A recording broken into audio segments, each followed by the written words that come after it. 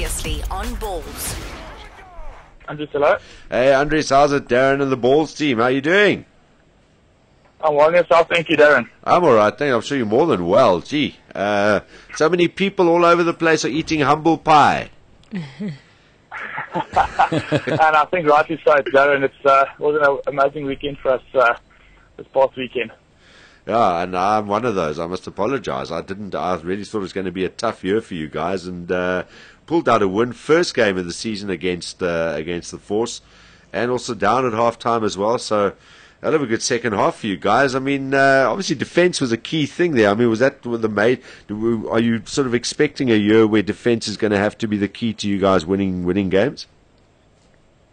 No, Darren, defense is one of the pillars on which we're trying to build our game, because it's one of the controllables in rugby, and it's something that you can manage. And not having that much experience in our side, we decided to spend some time on defense and make sure that we're quite solid when it comes to that aspect of the game. The thinking being that if we make it hard for teams to score points against us, we're going to give ourselves a chance to win every game we compete in. So, yeah, definitely defense is quite important for us And in this coming season. And just your earlier point, we've won the first game, and it's only one step in the ladder for us now, Darren. It's a long season. There's still a lot for us to improve on it. Yeah, well, Kate came in, big King supporter, going, we're top of the log, So, and me. And John as well. So there we go. That's where it is. But something to build off. I think in more ways than one, because you can build off what you guys did, obviously, from a game point of view. But I think the other key thing is that, people you know how fickle fans can be sometimes, or so-called fans. It's vital. It's a new franchise in PE. You've got 30,000 plus people there. This is just going to bring more people to come and watch you guys.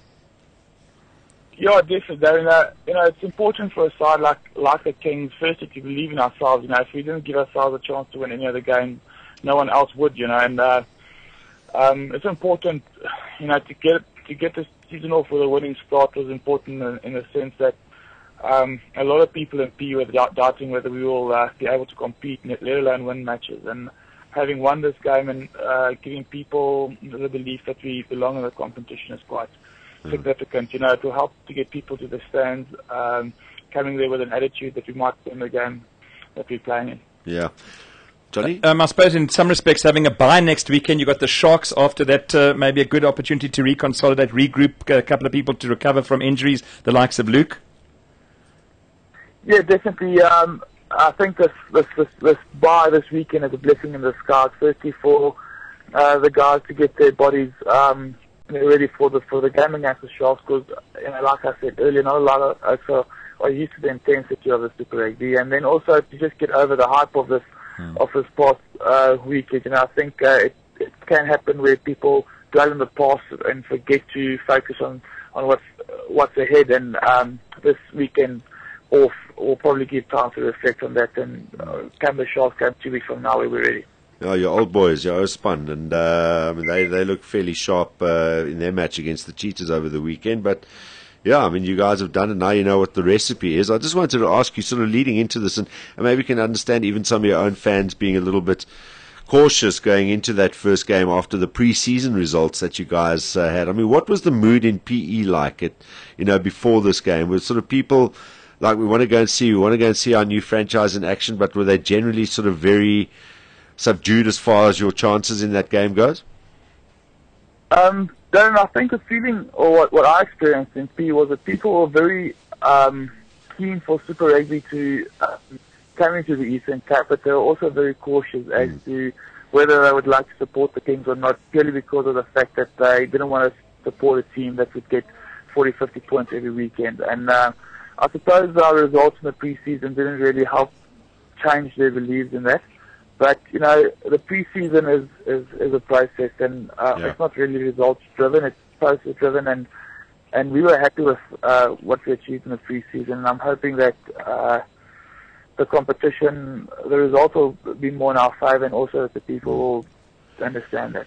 One of the advantages you guys have got, of course, they know some players, but there's other players in your setup that the other teams wouldn't have seen before, and there's nothing they can sit and study game footage of them in Super Rugby action before. So that would probably be an example, and suddenly some new names appear that are on people's lips now. Sugil Peterson, one of them. I mean, there we go. It's a new name that suddenly has burst onto the scene.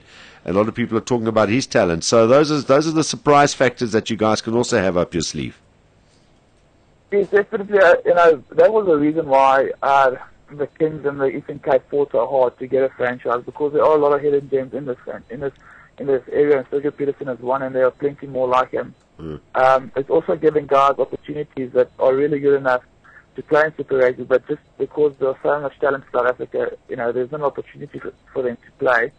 And this franchise is giving an opportunity for those guys to play in Super Rugby. And another guy that stood out in the weekend, Jock Engelbrecht, he's a quality player, and he's getting this platform of Super Rugby to build his career on.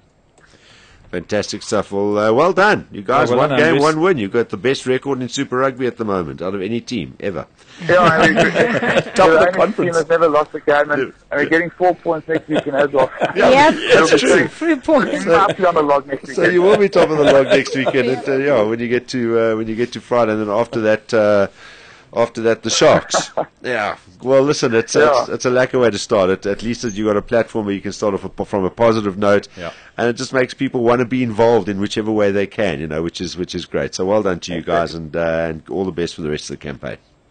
Thanks. Thank you very much, Aaron. Thanks Thanks, for having me. Andries. Cheers, Andries. Thanks, Pleasure, bud. Cheers, Bye-bye. man. Bye-bye. There we go. Andries Bye. Strauss. Bye. Bye, mate.